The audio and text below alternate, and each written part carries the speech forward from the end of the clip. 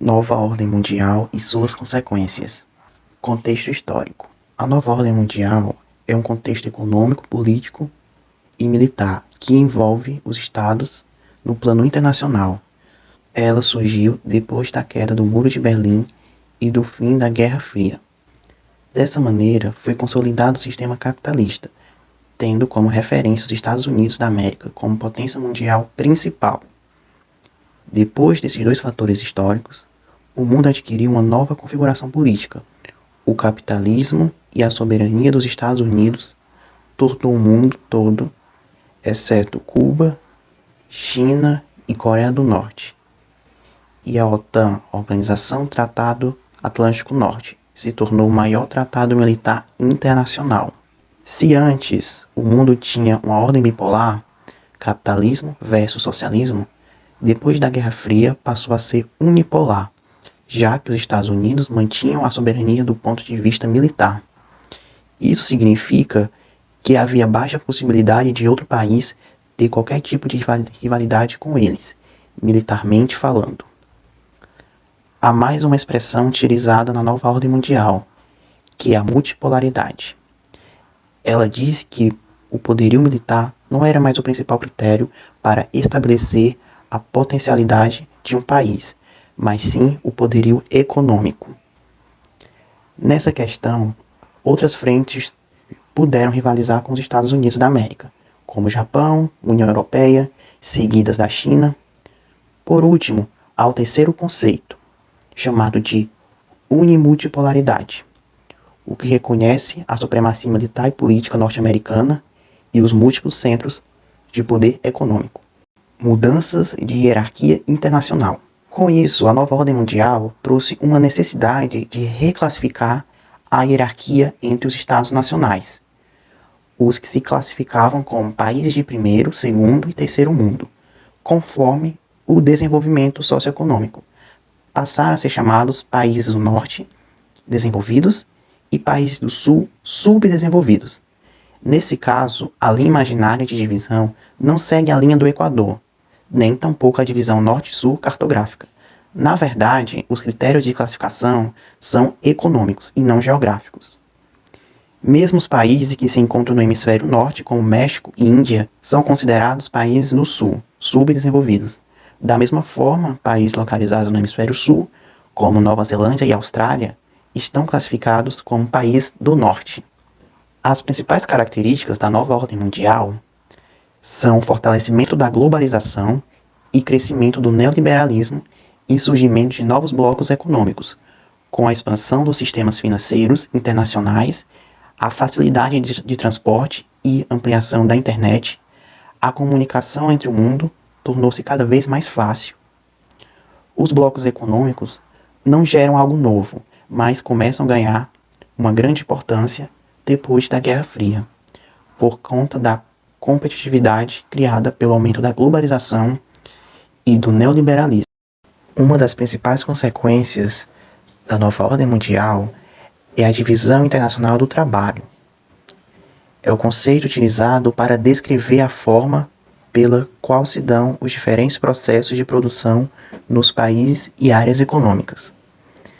Cada território possui uma forma específica de produção e desenvolvimento, criando divisões e hierarquia entre os diferentes países.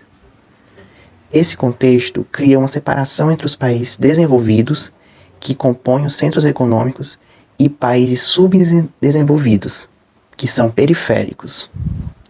Com base na DIT, que é a abreviação de Divisão do Trabalho Internacional, cada país desempenha um papel específico, possui uma especialização que o torna mais ou menos dependente economicamente no cenário global. A DIT é dividida em DIT tradicional e nova DIT.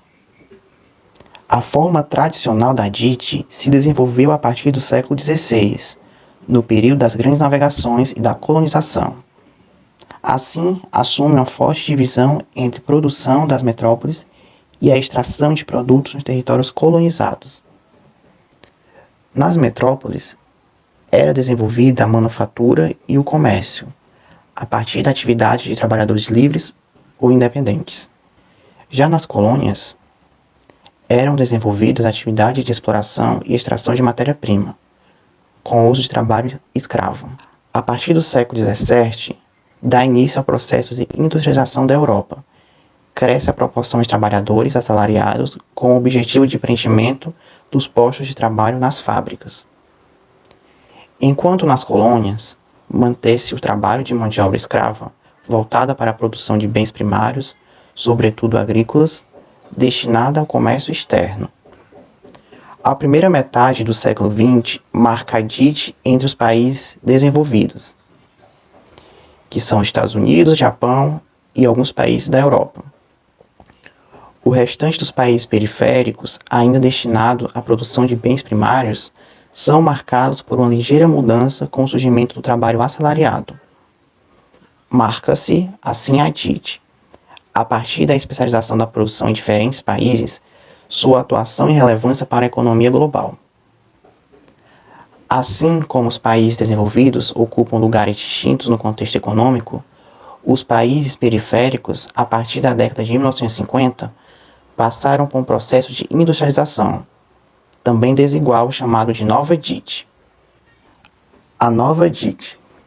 A partir da segunda metade do século XX, ocorre um processo de industrialização em muitas partes do globo, a chamada industrialização tardia, e surgem os chamados países em desenvolvimento. Dentre os países que se industrializavam tardiamente, encontra-se o Brasil. A Nova Dite possui a maior complexidade ao acerca de descentralização. Alguns países assumem a posição intermediária entre os desenvolvidos, que formam os grandes centros tradicionais e os países periféricos. Entretanto, há uma manutenção das desigualdades entre os países produtores e consumidores de tecnologia. Isso se dá a partir do desenvolvimento de novas tecnologias nos países industrializados. A partir do advento da globalização, os avanços técnicos nas comunicações e nos transportes permitiam uma grande mudança nos modos de produção. Os países desenvolvidos investem em pesquisa e mão de obra altamente qualificada e terceirizam a produção para os países subdesenvolvidos. Nesses locais, os altos índices de desemprego e os baixos salários diminuem os custos do processo produtivo. Assim surge o novo modo de produção que se difere da dite tradicional.